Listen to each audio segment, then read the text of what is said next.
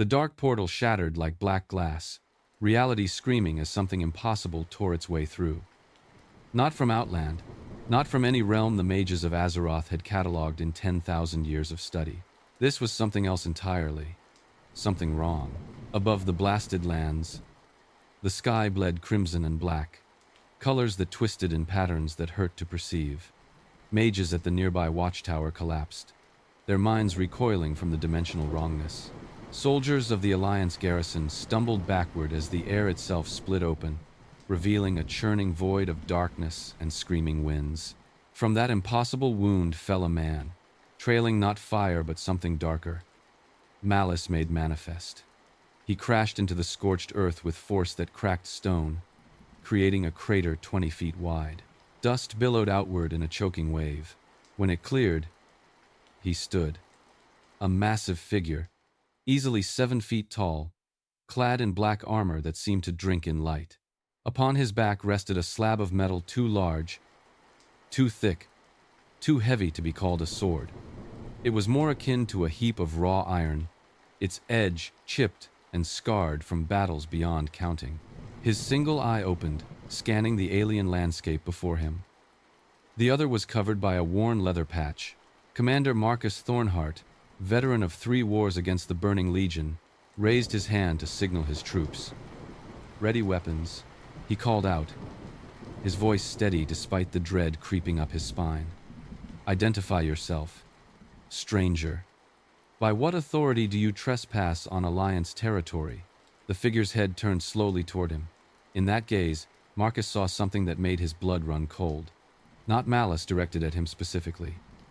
Worse, a profound weariness, the eyes of a man who had seen too much, killed too much, lost too much.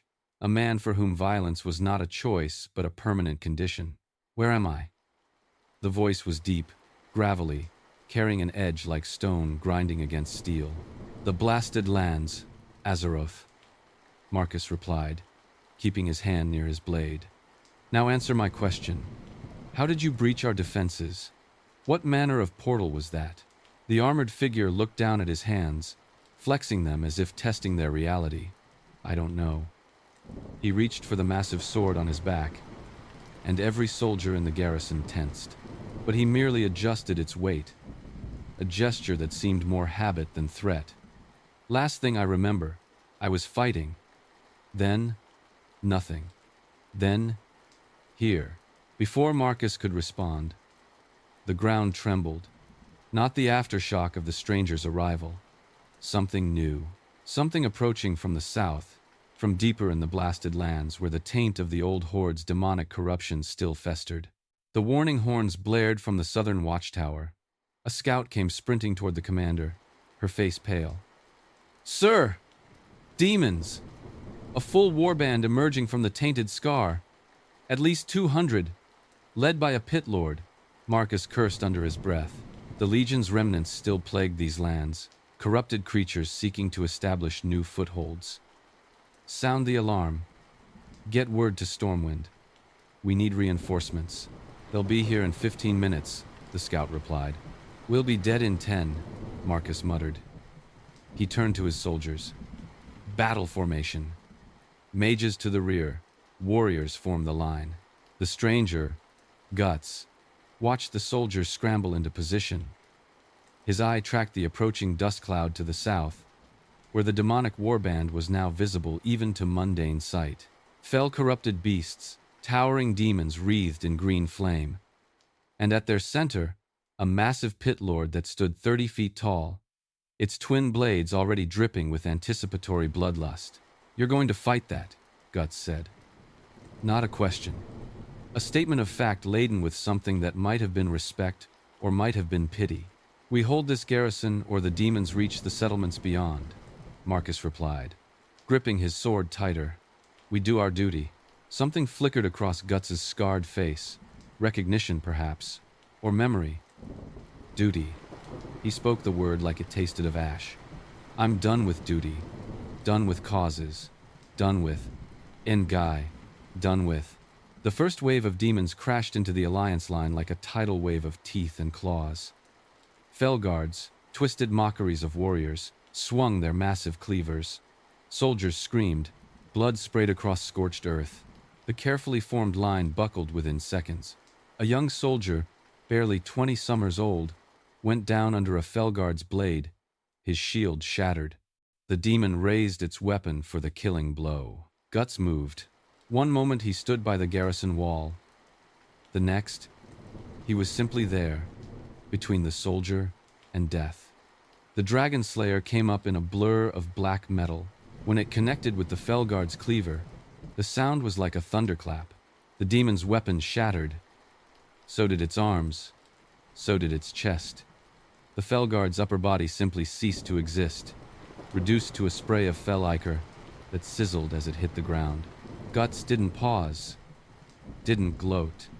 The sword continued its arc, cleaving through 2 more demons before they could react. Each swing of that impossible blade was death. Not the clean death of a hero's sword, but brutal, absolute annihilation.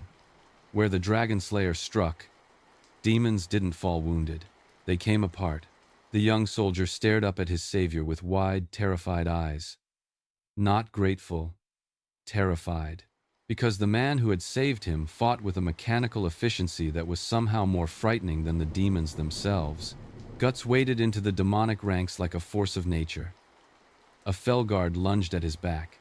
Without looking, he reversed his grip and drove the Dragonslayer backward, impaling the creature.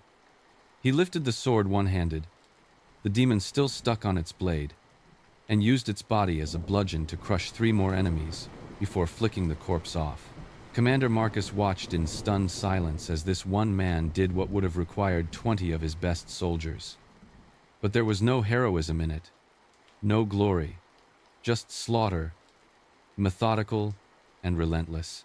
"By the light," whispered a nearby priest. "What is he?" The pit lord noticed the disruption in its ranks. Its enormous head swiveled, 4 eyes burning with fel fire as it located the source. It saw Guts, saw the carpet of demon corpses spreading outward from the armored figure, and it bellowed with rage. The sound shook the garrison walls. "Mortal!" It thundered in a voice that seemed to come from the depths of the Nether itself. "You dare? You dare? You dare?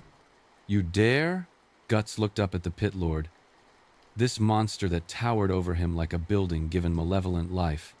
He adjusted his grip on the Dragonslayer, said nothing, simply started walking toward it. The pit lord charged, each footfall causing the earth to quake. It swung both of its massive blades in a scissoring motion designed to shear Guts in half. The attack was faster than anything that size should be capable of. Powered by millennia of combat experience and fel enhancement, Guts dropped into a crouch. The blades passed over him, close enough that they cut several strands of his dark hair. Then he surged upward, the Dragonslayer rising in a vertical slash that caught the pit lord in its abdomen. The blade, which should have bounced off the demon's armored hide, instead carved through it like the demon was made of parchment. The pit lord staggered backward, fel blood gushing from a wound that bisected its torso. It looked down at itself in shock. Nothing so small should have been able to harm it. It had tanked siege weaponry, magical bombardments, even the blessed hammers of paladin lords. Guts didn't give it time to process. He followed the momentum of his first strike, spinning and bringing the Dragonslayer around in a horizontal arc. This time he aimed for the legs. The blade sheared through the pit lord's right leg at the knee. The demon toppled with a crash that sent tremors through the garrison. "Impossible," it roared, trying to push itself up with its massive arms. "What are you? Tired?" Guts raised the Dragonslayer high. So tired, the blade fell. The pit lord's head separated from its shoulders, tumbling across the blood-soaked ground before dissolving into ash and fel smoke. The remaining demons, seeing their leader executed, broke ranks. Some tried to flee. Others charged in suicidal rage. It didn't matter. Guts moved through them like a scythe through wheat. Within minutes, 200 demons were reduced to scattered corpses and dissipating fel energy. When it was over, Guts stood alone in a field of carnage. His armor was splattered with ichor. The Dragonslayer dripped with fell blood. He wasn't breathing hard, wasn't celebrating.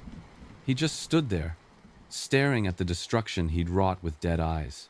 Commander Marcus approached slowly, hand nowhere near his weapon now.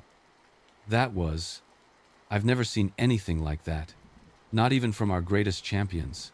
Your champions haven't fought what I've fought. Guts turned to face him. Where's the nearest town? I need information.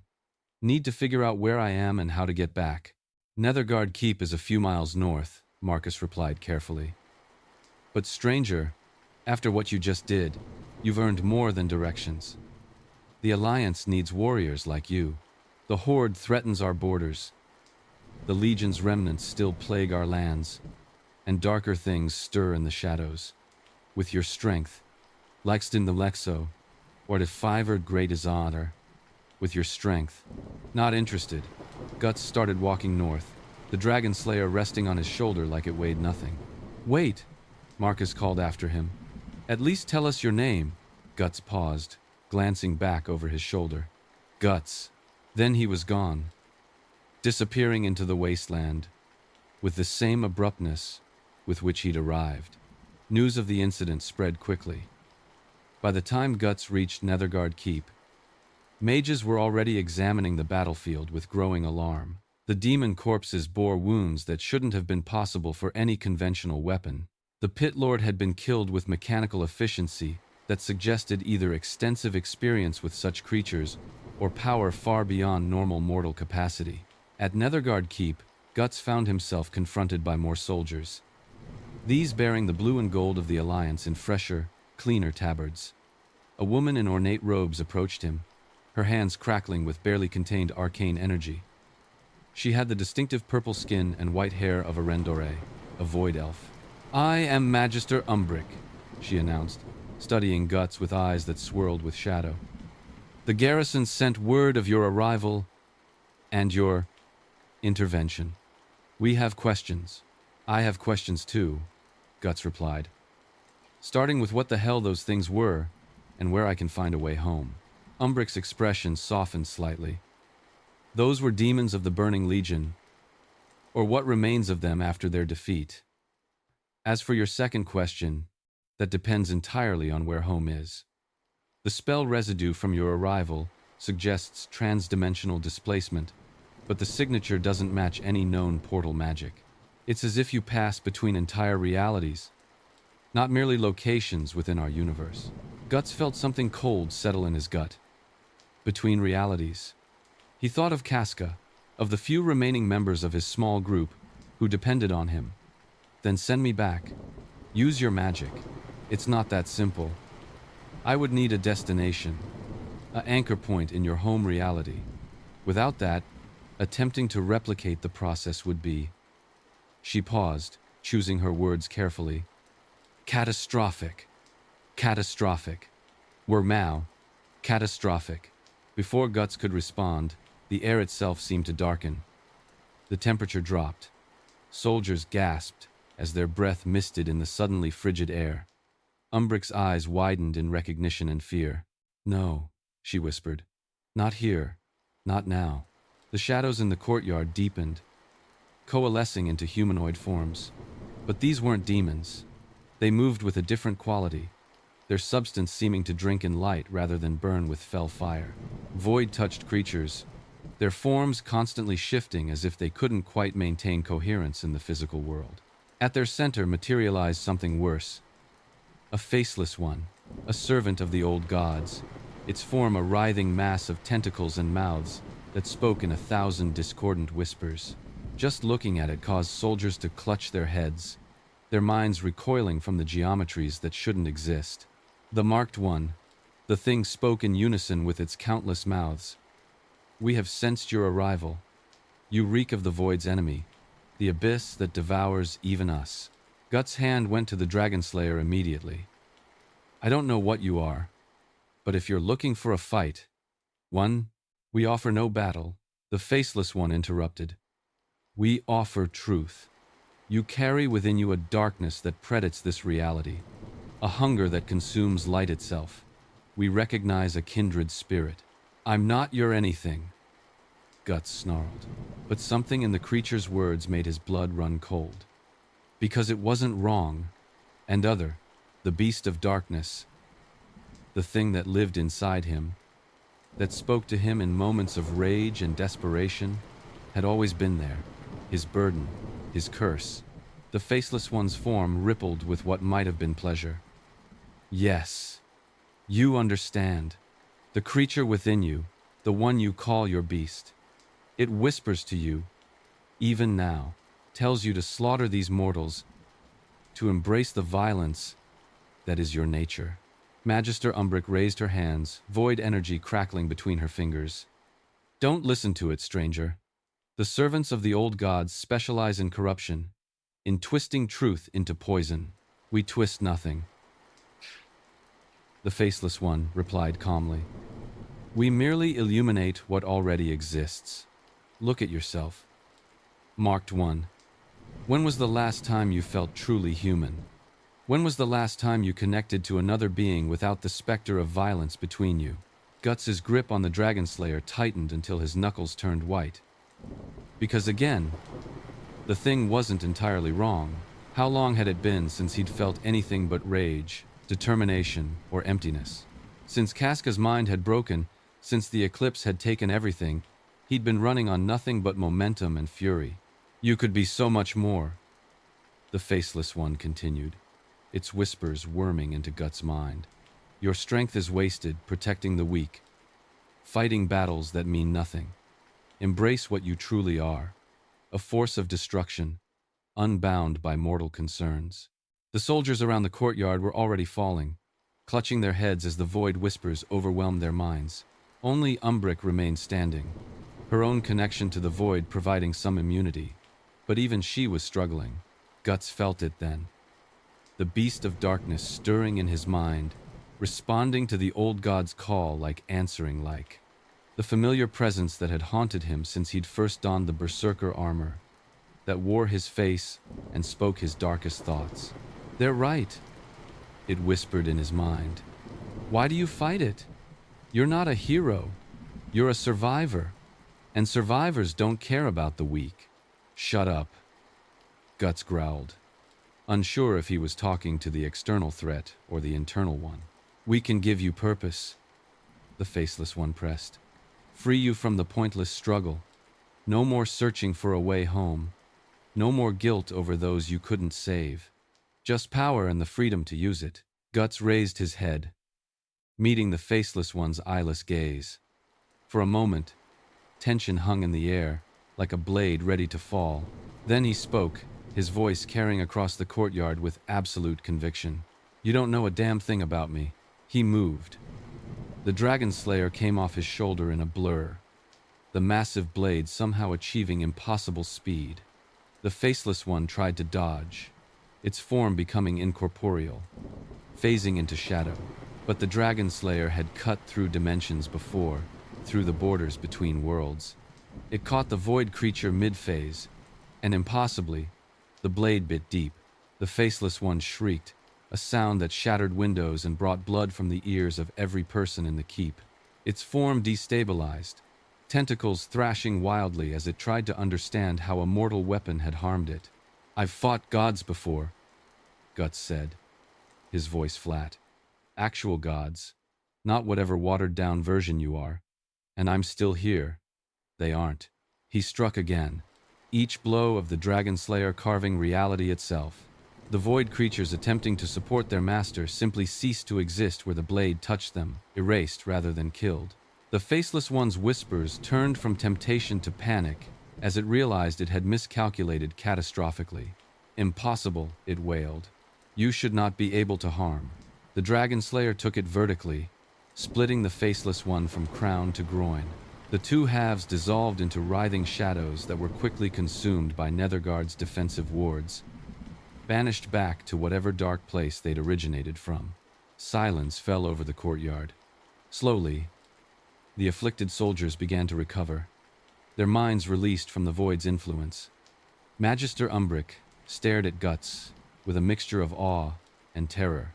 Those creatures, she began, her voice shaking. We've lost entire military companies to single faceless ones. They corrupt minds, break wills. I've seen paladins of 30 years' service turn traitor after mere minutes of exposure. Yet you, I've had worse in my head. Guts interrupted, sliding the Dragonslayer back onto his shoulder. Much worse. Before Umbra could respond, a blinding flash of light filled the courtyard. When it faded, new figures stood before them. Paladins of the Silver Hand, their armor gleaming with holy radiance, led by a woman whose presence seemed to push back the lingering shadows of the void attack. She wore ornate golden armor and carried herself with authority that suggested both nobility and military command. I am Lady Liadrin, she announced, her voice carrying the harmonics of light-blessed power. Matriarch of the Blood Knights, we sensed the void incursion from Silvermoon, and we sensed something else, a darkness that is not of the void, carried by. Her eyes fell on Guts. Guts met her gaze without flinching. If you're here to pick a fight over that thing I just killed, you'll have to get in line. Liadrin studied him intently, her eyes glowing with inner light as she assessed him. The light reveals truth, stranger. In you, I see a paradox. You carry a darkness that would drive most mortals to madness and murder, yet you fight against it, use it as a weapon while refusing to let it define you. How? Practice, Guts replied curtly. The void creature spoke to you, Liadrin continued, tried to corrupt you, yet you resisted, without the light's protection, without faith to shield your mind. That should be impossible. Unless... Her expression darkened. Graven receiving God with cross, unless you've already been so thoroughly broken that there's nothing left for them to corrupt, no innocence to steal, no hope to twist. Something dangerous flickered in Guts' single eye. Watch it, Paladin. But Liadrin didn't back down. I intend no insult. Merely observation. The old gods feed on doubt, fear, desperation. They whisper to the parts of us that want to give up, to surrender to easier paths. But in you, they found something they couldn't exploit. A will that has already survived worse than anything they could threaten you with. Are you done psychoanalyzing me? Guts asked coldly. Or is there a point to this? The point, came a new voice, is that you represent a significant unknown element in a world that cannot afford such uncertainties. The speaker strode into the courtyard flanked by SI. 7 agents, Alliance intelligence operatives, who moved with the quiet deadliness of professional killers. He was a human man, middle-aged, with the weathered look of someone who'd spent decades in shadows and secrets. Master Mathias Shaw, head of Alliance intelligence. In the span of 2 hours, Shaw continued, you've arrived through unknown means, single-handedly destroyed a Legion warband, killed a pit lord, resisted old god corruption, and executed a faceless one that took 3 of our best units months to corner and contain last time one manifested. That level of power, combined with the fact that we know nothing about you, makes you either an invaluable asset or an existential threat. Guts turned to face this new challenger, exhaustion creeping into his posture. I don't want to be anyone's asset. I just want to go home. Home, Shaw repeated. Yes, we heard. Unfortunately, until we can verify your story and determine if you pose a threat to Azeroth, I'm afraid I must ask you to accompany us to Stormwind. King Anduin will want to speak with you personally. It wasn't a request. The SI. 7 agents had positioned themselves strategically around the courtyard. The paladins' hands rested near their weapons. Even Magister Umbric had taken a subtle step back, void magic crackling at her fingertips. Guts looked around at the surrounding forces, making quick calculations. He could probably fight his way out. Probably. But it would mean killing people who, as far as he could tell, hadn't actually done anything to deserve it beyond being cautious. And more importantly, if this king had resources, knowledge, maybe he could help find a way back. Fine, he said finally. But if this is a waste of time, we're going to have problems. Shaw's expression remained neutral. Duly noted. The journey to Stormwind took 2 days by Griffon, a flying mount that Guts regarded with deep suspicion but rode without complaint. He spent most of the flight in silence, watching the landscape of Azeroth pass beneath him. Elwyn Forest with its gentle hills and scattered farmsteads, the massive walls of Stormwind rising in the distance like a mountain range made by human hands. The city itself was overwhelming in its scale. Guts had seen cities before, certainly, but Stormwind was something else. The canals, threading through its districts, the massive keep at its center, the population that must have numbered in the hundreds of thousands. And everywhere, the evidence of recent warfare, reconstructed buildings, memorials to the fallen, soldiers bearing the scars of battles against threats he couldn't even imagine. They brought him to the keep, through corridors lined with guards who tried unsuccessfully to hide their nervousness. Word had spread. The stranger who could kill faceless ones, the warrior who carried darkness but fought against it. The throne room of Stormwind was a study in contrasts. Grand architecture spoke to human ambition and artistry, but the throne itself was currently empty. Instead, a young man stood before it, studying a tactical map with several advisors. He couldn't have been older than 25, with kind eyes that had seen too much suffering too soon. King Anduin Wrynn looked up as they entered. "Leave us," he said quietly to his advisors. They hesitated, then obeyed, filing out through side doors. Only Shaw remained, taking up a position near the wall. "Guts," Anduin said, walking forward with surprising openness for a king. "That's what Commander Marcus reported. Nothing else. No title, no homeland, no history. Just a name and a trail of bodies. That's all you need to know." Anduin smiled sadly. "Unfortunately, I need to know much more. Please, understand my position. The Alliance has spent years fighting wars on multiple fronts. The Legion tried to destroy our world. The burning of Teldrassil claimed thousands of innocent lives. The Fourth War between Alliance and Horde nearly tore Azeroth apart. And in the midst of trying to rebuild, to find peace, you arrive. Unprecedented power, unknown origin. You can understand why we're cautious." "I didn't ask to be here," Guts replied. "I was fighting. Then I wasn't. Then I was falling through whatever that portal was. I don't know how it happened, or why. The mages are working on that," Anduin assured him. "But in the meantime, I find myself in a difficult position. Reports suggest you're extraordinarily dangerous, but not actively hostile. You saved Alliance soldiers at the garrison, but refused recruitment. You killed old god servants, but carry a darkness that concerns our priests. You're a puzzle, Guts, and puzzles make people nervous. So what do you want? To throw me in a cell? Execute me as a threat? Get it over with." Anduin's expression flickered with something that might have been pain. "Is that truly what you expect? That we'd kill you for the crime of being powerful and different? It's what usually happens." The young king was quiet for a long moment. When he spoke again, his voice carried a weight beyond his years. "I've made many mistakes as king, Guts. Trusted the wrong people, failed to prevent atrocities. But I'd like to think I've learned something from those failures. One lesson stands above others. Power isn't inherently good or evil. It's what we choose to do with it that matters." Pretty words. I've heard prettier. Usually right before someone tries to use me for their cause. Then let me be clear," Anduin said firmly. "I'm not trying to recruit you.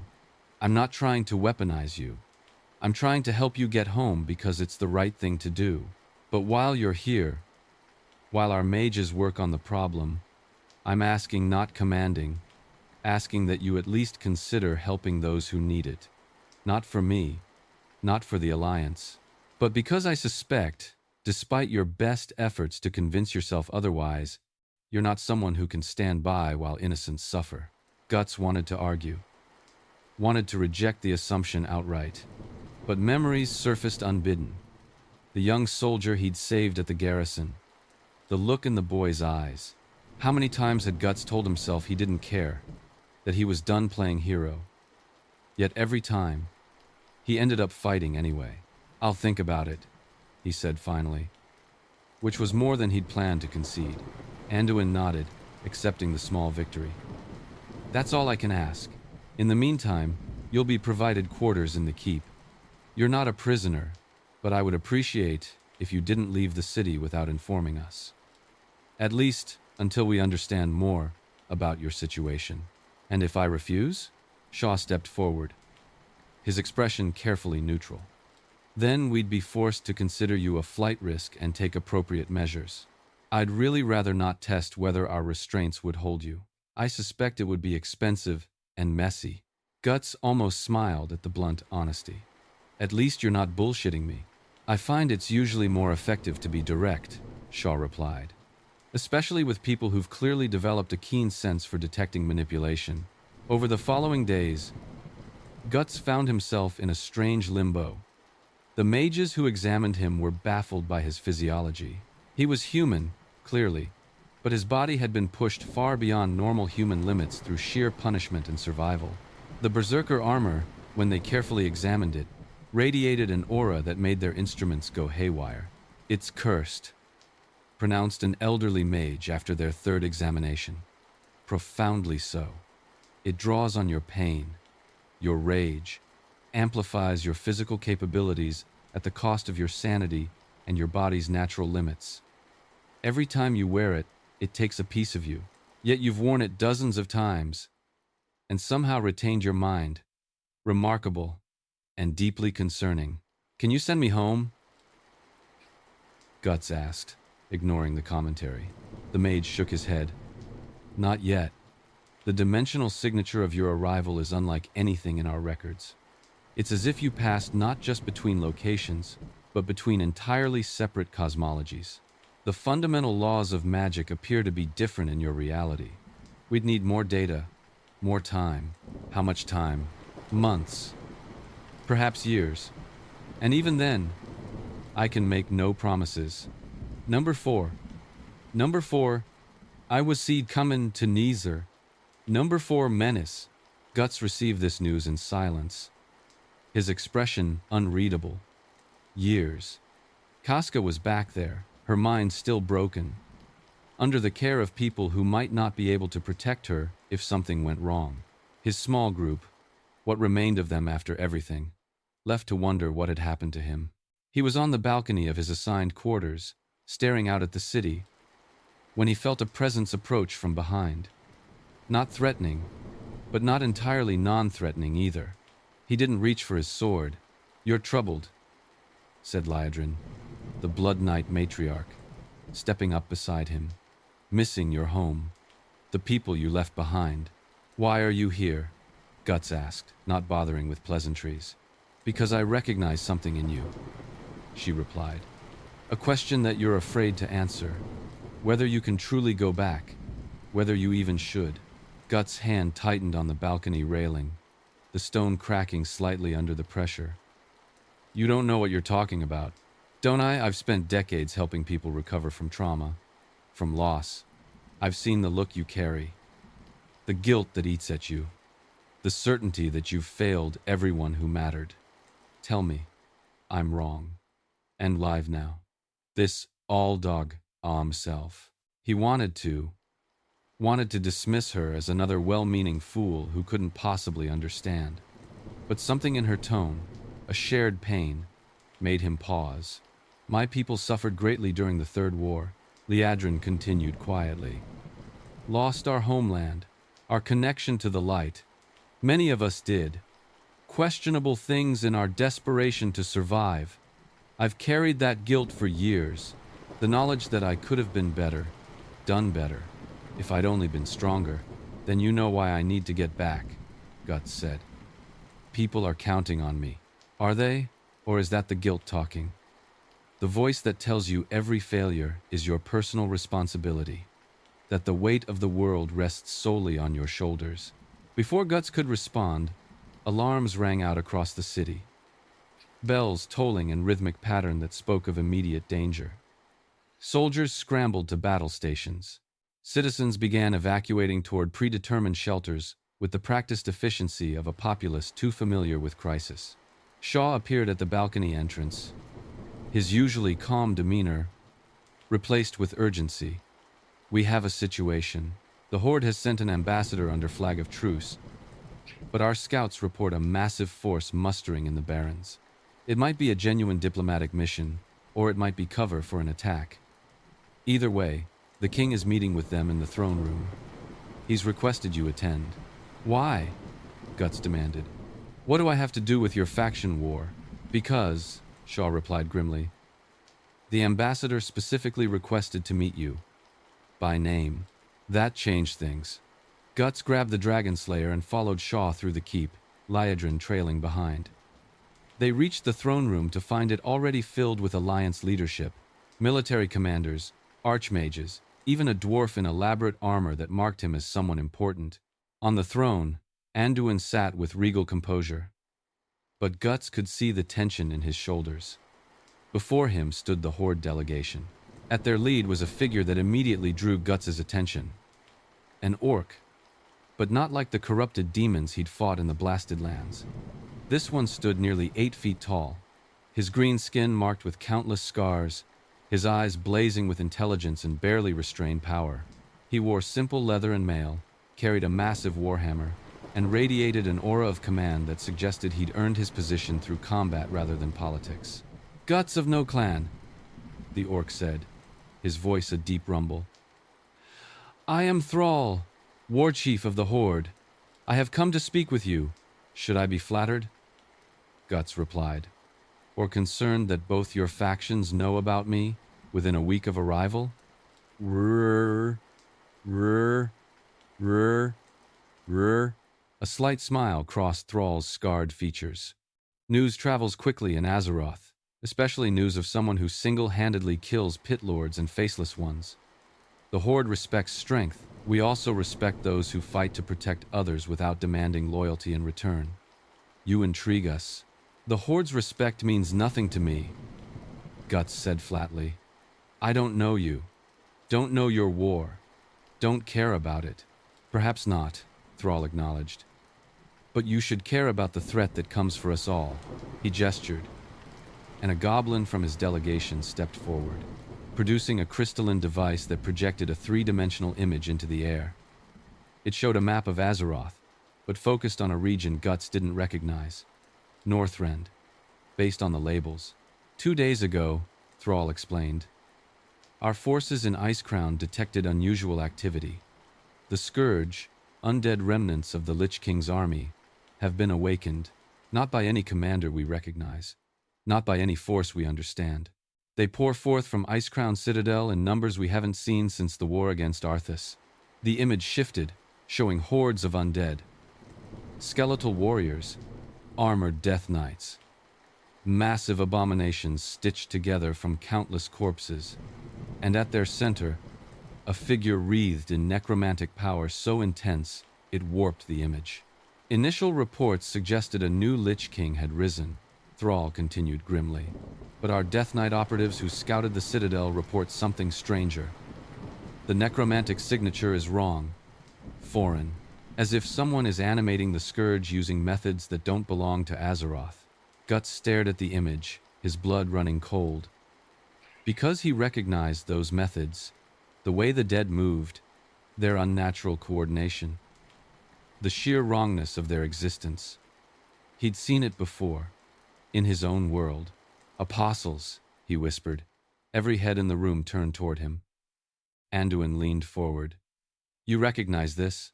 Not specifically. But I know the principle.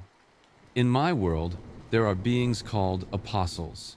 Humans who sacrificed everything they loved to gain demonic power. They can manipulate life and death, twist flesh into new forms. If something like them exists here, then Azeroth faces a threat that combines the Scourge's numbers with something far worse, Thrall finished. A threat neither Alliance nor Horde can ignore. Our war, our faction conflict, means nothing if the entire world falls to this force. Anduin stood from his throne. You're proposing an alliance. Temporary cooperation against this threat. I'm proposing we don't repeat the mistakes of the past, Thrall replied. How many times must our peoples nearly be destroyed before we learn to set aside our grievances when extinction is the alternative? Murmurs rippled through the assembled alliance leaders. Some nodded agreement. Others looked skeptical. Memories of Horde atrocities too fresh to easily forgive. And where do I fit into this? Guts asked, though he suspected he already knew the answer. You're uniquely qualified, Thrall said simply. You've fought whatever these apostles are before. You survived when most wouldn't, and perhaps most importantly, you belong to neither faction. You can operate without the political complications that would hamper official cooperation. So I'd be your mercenary, your deniable asset. You'd be yourself, Anduin interjected carefully. Operating independently. Operating independently. Independently. Operating independently. Operating independently. Operating independently. But with the support of both Alliance and Horde, you'd answer to no one. Take orders from no one. But if you're willing to investigate this threat, to perhaps stop it before it consumes everything, we'd provide whatever resources you need. Guts looked between the young human king and the orc war chief, seeing the desperation beneath their political maneuvering. They were asking him to walk into hell because they had no one else who could. Story of his life. I want something in return, he said finally. Name it, Anduin replied immediately. Your best mages work on getting me home. Not when it's convenient. Not when other priorities are handled. Now, priority one. One, and if I do this, if I stop whatever's causing this, you provide me with every scrap of dimensional magic knowledge you have. Deal? Oh. Anduin and Thrall exchanged glances. Some unspoken communication passed between them. Finally, both nodded. Deal, Anduin said. Our mages will begin immediately. Master Shaw will coordinate the logistics of your mission to Northrend. I'll provide warriors who can survive the journey, Thrall added. Orcs who've fought the Scourge before. They'll know the terrain. I work alone, Guts said firmly. You'll die alone, countered a new voice from the Horde delegation. A female orc stepped forward, her armor marked with Death's Head insignia. I am Nazgrim, commander of the Korkron. I've lost good warriors to the Scourge. If you think you can march into Icecrown alone and survive, you're either a fool, or you've never faced truly overwhelming numbers. Guts met her challenging gaze. I've faced worse odds. Then adding a few skilled warriors won't slow you down, she replied with a predatory smile. Unless you're afraid they'll show you up. Despite himself, Guts almost laughed at the transparent manipulation. She was trying to bait him, and it was so obvious it circled back around to being refreshing. At least she was honest about it. Fine, he said. But they follow my lead, or I leave them behind. Non-negotiable. Acceptable, Thrall agreed. As the meeting dispersed into logistics and planning, Guts found himself alone for a moment with Anduin. The young king looked exhausted, the weight of his responsibilities clear in his posture. Thank you, Anduin said quietly. I know you didn't come here to fight our battles. This isn't fair to you. Devil you. Thank you in the Model 7. This isn't fair to you. Devil you didn't come here to fight our battles. Life's not fair, Guts replied. I learned that a long time ago, perhaps. But that doesn't mean we should accept unfairness as inevitable. We can always try to be better, to do better. Guts studied the king for a long moment. There was something in Anduin's idealism that reminded him of who he used to be. Before the eclipse, before everything went to hell, a part of him wanted to warn the young king about where that idealism led to betrayal, to loss, to having everything you care about torn away. But another part, quieter and long suppressed, wondered if maybe Anduin had the right idea. Maybe holding on to hope in a dark world wasn't naive.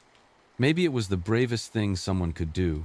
We'll see, he said finally, which was as close to agreement as he could manage. The journey to Northrend was brutal. They traveled by Alliance gunship, a massive flying fortress that cut through storm clouds and icy winds. Guts spent most of the voyage on deck, ignoring the cold that made the crew huddle in their heated quarters. His berserker armor insulated him from temperature, and besides, he'd endured worse. The Horde warriors Nazgrim had selected were impressive specimens. Orcs who'd survived multiple campaigns, their bodies covered in scars that told stories of battles against demons, elements, and death itself. They regarded Guts with a mixture of respect and skepticism. "So you're the human who kills pit lords alone," said one orc, a massive warrior named Kargath. "Impressive, but Northrend will test you differently. The cold kills as surely as any blade. The undead feel no pain, no fear. They'll keep coming until every last one is destroyed." "Good," Guts replied, his breath misting in the frigid air. "Enemies that don't stop are honest. No surrender, no mercy, just fighting until it's over." Kargath laughed, a booming sound that carried over the wind. "I think I'm beginning to like you, human. You understand war's simplicity. Not like the soft ones who talk of honor and restraint." "There's no honor in what I do," Guts said flatly. "Just survival." "Then you'll fit right in with the Horde," Nazgrim commented, joining them on the deck. "We've learned to survive in a world that wants us dead. Everything else is luxury." They arrived at the Horde outpost of Warsong Hold as the sun set over the Borean tundra, painting the snow-covered wasteland in shades of blood red. The base was a fortress of necessity, all function and no aesthetics, surrounded by walls designed to hold against scourge assaults. The garrison commander, a grizzled orc named Garrosh, briefed them on the tactical situation while pointing to a map marked with recent scourge movements. "Ice-Crown Citadel is 300 miles northeast," he explained. "The undead have been emerging in waves. No pattern we can discern. They attack settlements, slaughter everything, then return to the Citadel. We've lost 2 forward bases in the past week." "What about this new necromancer?" Guts asked. "The one directing them?" Garrosh's expression darkened. "Our scouts haven't gotten close enough to identify them. Everyone we send into the Citadel's inner sanctum doesn't return. We've lost 3 reconnaissance teams, good warriors, all of them. Then we'll be the 4th, Guts said. But we'll come back." They set out at dawn, a small strike team of 6. Guts, Nazgrim, Kargath, and 3 other Horde veterans. The landscape of Northrend was hostile in ways that went beyond mere environment. The wind carried whispers that weren't quite words.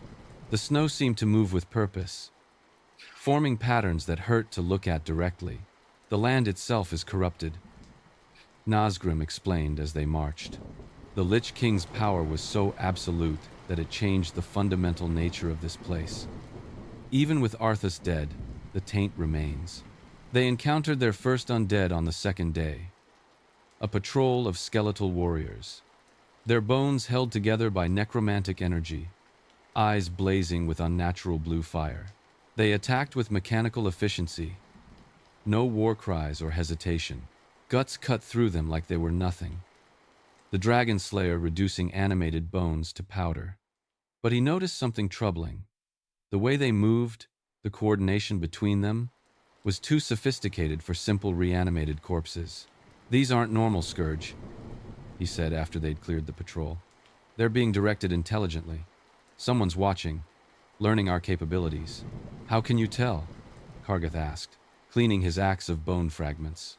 "Because they positioned themselves to test specific things. One flanked left to check my peripheral awareness. Another struck high while its companion went low, testing reaction speed. These weren't attacks, they were assessments." Nazgrim's expression became grim. "Then whoever's commanding them knows we're coming." "Good," Guts replied, starting to walk again. "Saves us the trouble of hunting them down." As they pushed deeper into Icecrown, the Scourge attacks intensified. Ghouls poured from the frozen ground. Abominations lumbered from ice caves. Death Knights, former paladins corrupted and reanimated, attacked with the skill they'd possessed in life. The Horde warriors fought with brutal efficiency, but even they were being worn down. 3 days of constant combat with minimal rest took its toll. Only Guts seemed unaffected, pushing forward with mechanical determination. On the 4th night, as they camped in the ruins of a demolished Alliance fortress. Nazgrim approached Guts, while he stood watch. "You don't sleep," she observed. "Don't eat much. Don't seem to tire like the rest of us." "What are you? Human," Guts replied. "Just one who's had to push past normal limits to survive." "There's a difference between pushing past limits and not having any," Nazgrim pressed. "I've led soldiers for decades, seen warriors of every race, every specialization. None of them are like you. It's like watching a force of nature that happens to be shaped like a man." Guts was quiet for a long moment. "You want the truth? I don't know anymore. I used to be just a mercenary. Good with a sword, but nothing special. Then things happened. Terrible things. And I had to become something more than human to survive them. To keep fighting. Now I'm..." He paused, searching for the words. "Now I'm whatever's left when you strip everything human away except the will to continue." "That sounds lonely," Nazgrim said softly. "It is." They reached the outskirts of Icecrown Citadel on the 5th day. The fortress was a monument to death, its spires reaching toward a sky that seemed perpetually shrouded in unnatural darkness. The air itself felt heavy, thick with necromantic power so concentrated it was almost visible. "This is it," Kargath said unnecessarily. "The Lich King's seat of power. Even with Arthas gone, this place radiates corruption." "Stay here," Guts ordered. "Guard the entrance. I'm going in alone." "That's suicide," Nazgrim protested. You should survive," Guts interrupted. "Whatever's in there, it's strong enough to animate this entire army. Strong enough to kill 3 reconnaissance teams without leaving survivors. You come with me, you die. Simple as that. And you think you won't?" Guts adjusted the Dragonslayer on his shoulder. "I've walked into worse. I'm still here.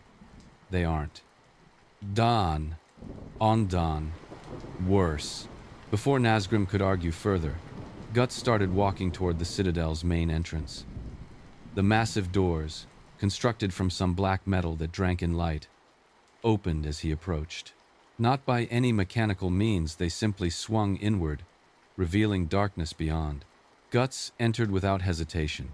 The interior was worse than the exterior. Corridors lined with frozen corpses. Chambers where the dead had been arranged in grotesque tableaus. The walls themselves seemed to pulse with malevolent energy, as if the citadel were a living thing that fed on death. He encountered more undead, but these were different from the patrols outside. They were Scourge Elite, Death Knights, wearing armor that had once belonged to heroes, liches whose magical power warped reality around them. Valkyr, former servants of the Lich King, who wielded necromantic magic with surgical precision. Guts fought through them all. The Dragonslayer sang its song of death and iron. His armor absorbed blows that would have killed normal warriors instantly. When the undead tried to overwhelm him with numbers, he activated the Berserker armor's full capabilities, moving with speed that left afterimages, striking with force that shattered the very stone of the citadel. But for every enemy he destroyed, he felt it. The armor's curse, feeding on his pain, his rage, pushing his body beyond its limits. Blood seeped through the armor's joints from internal injuries. His vision narrowed to a tunnel focused only on the next target, the next kill. The beast of darkness stirred in his mind, drawn out by the sustained violence. "This is what you are," it whispered. "Not a protector, not a hero, just a weapon that happens to be shaped like a man. Kill them all. Kill everyone. It's the only thing you're good for." "Shut up," Guts growled, his voice distorted by the armor. He reached the throne room at the Citadel's peak. The frozen throne, where the Lich King had once sat in terrible majesty. But the throne was empty now, had been empty since Bolvar Fordragon had taken on the burden of controlling the Scourge, a living prison to contain a force that couldn't be destroyed. Standing before the throne was a figure in black robes, their back turned to Guts, but Guts could feel the power radiating from them. Not the necromantic energy of the Scourge. Something else. Something that made his blood run cold with recognition. "You came," the figure said, their voice carrying harmonics that weren't quite human. I knew you would. The dimensional displacement we detected, the impossible combat capabilities, the darkness you carry. Only one being matches that profile. The figure turned, and Guts saw a face that was almost human but wrong in subtle ways. The proportions slightly off, the skin too pale, the eyes too knowing. They wore robes adorned with symbols that hurt to look at directly. I am Skaroth, the figure announced. Apostate of the old gods, former servant of N'Zoth, and in you, Guts of the Black Swordsman, I see the answer to a question I've been asking for 1,000 years. I'm not answering anything, Guts replied, raising the Dragonslayer. You're the one reanimating the Scourge, attacking settlements. I'm here to stop you. Guts replied. Skaroth smiled, the expression deeply unsettling. Oh, but you already have answered, simply by existing. You see, the old gods feed on many things. Fear, despair, madness. But there's one thing they've never been able to fully consume. A soul so thoroughly broken that there's nothing left to corrupt. A will so absolute that no whisper can penetrate it. You're not making sense, aren't I? You resisted N'Zoth's servants without divine protection. Killed a faceless one with a mundane weapon. Carry a curse that would drive most mortals to homicidal madness. Yet you control it. Use it. You're a paradox, Guts. A proof that consciousness can endure beyond any torture, any loss, any corruption.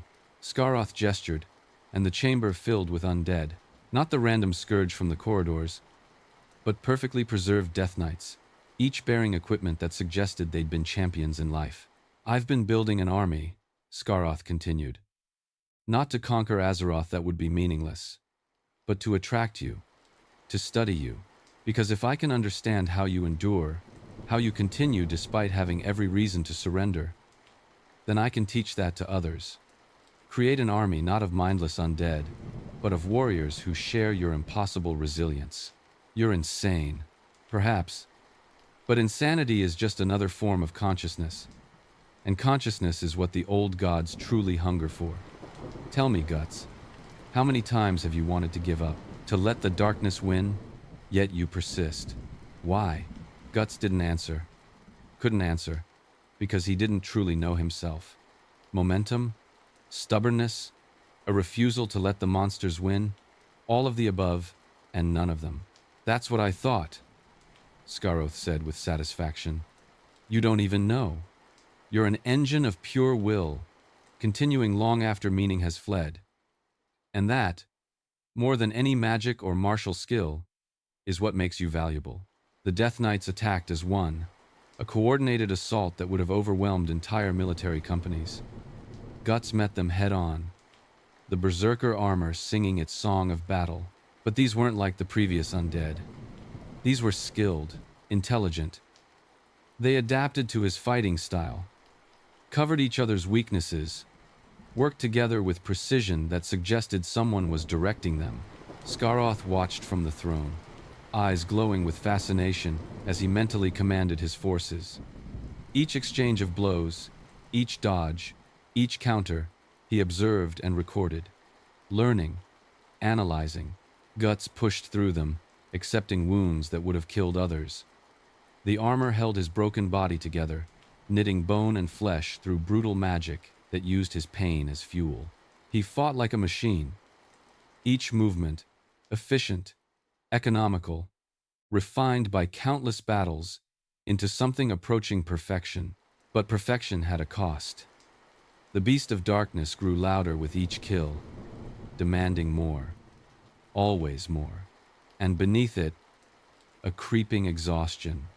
Not physical, the armor wouldn't allow that. Mental, the weariness of a soul that had been fighting for too long without rest or purpose. Why? The beast asked in his mind. Why continue? Look at yourself.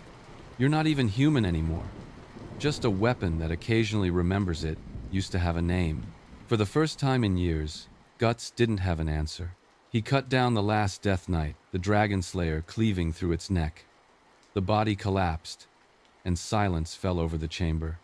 Only Scaroth remained, still seated on the steps before the frozen throne, still watching with those two knowing eyes.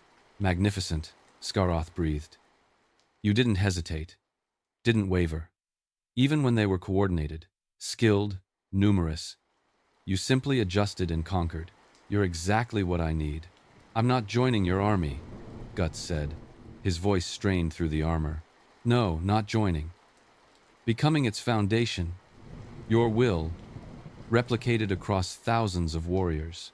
An unstoppable force, united not by mindless obedience, but by your specific brand of relentless determination. Scaroth stood, and reality bent around him. The old god corruption he channeled, manifested as writhing tentacles of shadow and madness, reaching toward Guts with hungry purpose.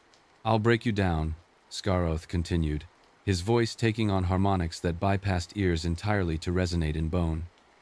Study every part of your consciousness, then reconstruct it, again and again, learning each time. You'll be immortal in a sense. Your essence preserved across an army. Isn't that what you've always wanted? To matter. To ensure your struggles had meaning. The tentacles wrapped around Guts, and where they touched, they didn't grab. They infected, corrupted, showed him visions, his failures, his losses, everyone he couldn't save, Casca's broken mind, Griffith's betrayal, the eclipse that destroyed everything, and beneath it all that insidious whisper. Why continue? What's the point? Guts felt himself sinking into the visions. The beast of darkness rose to meet them, and for a terrible moment, they aligned, his own darkness resonating with the old god corruption. In that moment, pinned by tentacles of madness and besieged by his own demons, Guts remembered something. Not a grand revelation, nothing profound, just a small memory from years ago. A child he'd saved once. Some village raid, long forgotten. The kid had looked up at him with absolute trust, thanked him with a smile that was pure and uncomplicated. Guts had brushed it off at the time, moved on without a second thought, but the memory had stuck, one small light in an ocean of darkness. It wasn't much. One moment of meaning in years of meaningless violence. But it was something. It was real. It was proof that occasionally, rarely, his continued existence made things better rather than worse. And if it happened once, maybe it could happen again. The thought was simple, almost childish in its logic, but it was enough. Guts roared, a sound of pure defiance that echoed through the citadel. The berserker armor responded, channeling his will into raw force. The tentacles withered where they touched him, unable to contain something that had already endured worse and emerged intact. He surged forward, the Dragonslayer trailing dark energy that wasn't necromancy or old god corruption but something else. The weight of accumulated battles, the darkness he carried that was uniquely his own, refined through suffering into something approaching an edge that could cut even conceptual bonds. Scaroth's eyes widened in surprise as Guts closed the distance. Impossible! You should be consumed by Ten Moaf. The Dragonslayer took him through the chest. The blade, which had cut through dimensions, through apostles, through gods, found its mark. Scaroth's form destabilized, the old god corruption he'd channeled turning against him as his control failed. You chose, he gasped, his form dissolving, even knowing it's pointless. You chose. It's all any of us can do, Guts replied, pulling the blade free. Scaroth collapsed into ash and shadow, his consciousness dispersing. The undead throughout the citadel fell dormant, their animator gone, and Guts stood alone in the throne room, breathing hard, the berserker armor slowly releasing its hold on his body. The pain hit all at once. Broken ribs, internal bleeding, muscle torn from bone, and held together only by the armor's curse. He collapsed to one knee, barely keeping the Dragonslayer upright as a crutch, but he was alive. Still human enough to feel pain, which meant still human enough to make choices. He wasn't sure if that was a victory or not. Nazgrim and her warriors found him hours later, still kneeling in the throne room. They'd heard the Citadel's undead collapse and had cautiously entered, expecting to find Guts's corpse. Instead, they found him alive. Injured, but alive. "You insane bastard," Nazgrim said, genuine relief in her voice. "You actually did it." "Help me up," Guts requested, and for the first time since arriving in Azeroth, he actually needed help standing. The journey back to civilization was slower, gentler. Word of the Scourge's collapse spread quickly, bringing hope to a region that had known little but death for years. Both Alliance and Horde hailed Guts as a hero, though he rejected the title at every opportunity. In Stormwind, Anduin personally thanked him. "You've given both our factions breathing room. Proof that cooperation can work. More than that, you've given people hope that even the darkest threats can be defeated." "I just killed a corrupted mage," Guts replied dismissively. "Nothing special. Perhaps, but you did it alone when armies failed. That means something." The mages reported progress on the dimensional return spell, but warned it would still take weeks to calibrate properly. Guts accepted this with his usual stoicism, though Anduin could see the frustration underneath. It was Thrall who visited him on the eve of what the mages promised would be his final night in Azeroth. The Orc war chief found Guts on the same balcony where he'd first spoken with Liadrin, staring out at the city. "I wanted to thank you personally," Thrall said. "Before you returned to your world, you owed us nothing. Yet you fought for our people anyway." "I fought for myself," Guts corrected.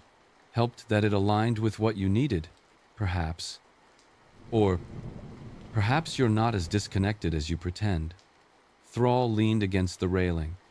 "I've led the Horde through many trials, learned that the strongest warriors are often the ones who've suffered most. They understand the true cost of violence, the weight of every choice." "What's your point?" "My point is that Azeroth could use someone like you. Not as a weapon, not as a tool, but as someone who reminds us what we're fighting for. Someone whose very presence says that survival, that continuation in the face of overwhelming darkness, is worth the struggle." Guts was quiet for a long moment. "I have people back home, people who need me. I can't stay, I know. And I respect that. But if you ever find yourself able to return, know that you have allies here, both Horde and Alliance." The next day, the ritual took place in a warded chamber beneath Stormwind Keep, dozens of mages channeling energy, focusing it through crystalline arrays, tearing open a portal that led not to another location in Azeroth, but to another reality entirely. Through the shimmering gateway, Guts could see glimpses of his world, the familiar landscape, home. "The portal will remain open for 30 seconds, the lead mage announced.